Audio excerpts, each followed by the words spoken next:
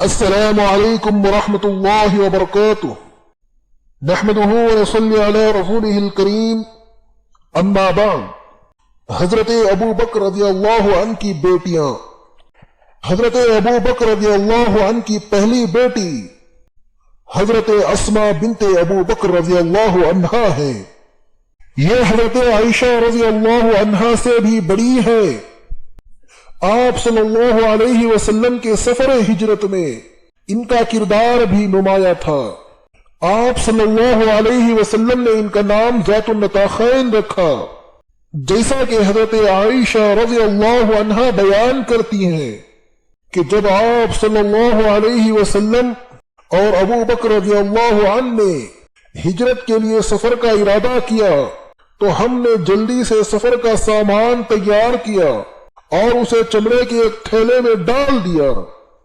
تو اسماء رضی اللہ عنہا نے اپنا کمر بند پھاڑا اور اس سے تھیلے کا منہ باندھ دیا۔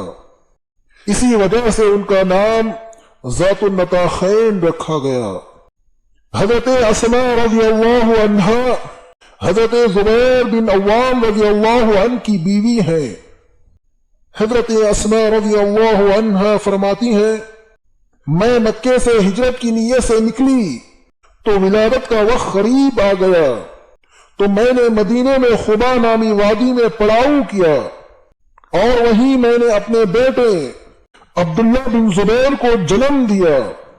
میں عبداللہ کو لے کر نبی کریم صلی اللہ علیہ وسلم کے پاس آئی اور اسے آپ صلی اللہ علیہ وسلم کی گود میں لٹا دیا۔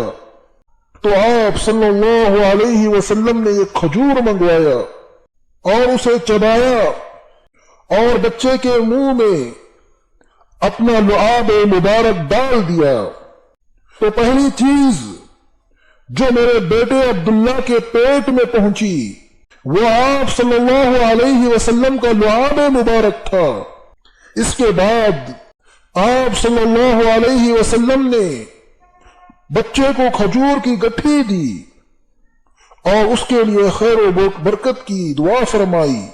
اس کے بعد حضرت اسماء رضی اللہ عنہا بیان کرتی ہیں، حضرت اسماء رضی اللہ عنہا فرماتی ہیں، عبداللہ زمانے اسلام میں مہاجرین کا پہلا بچہ تھا جو مدینے میں پیدا ہوا۔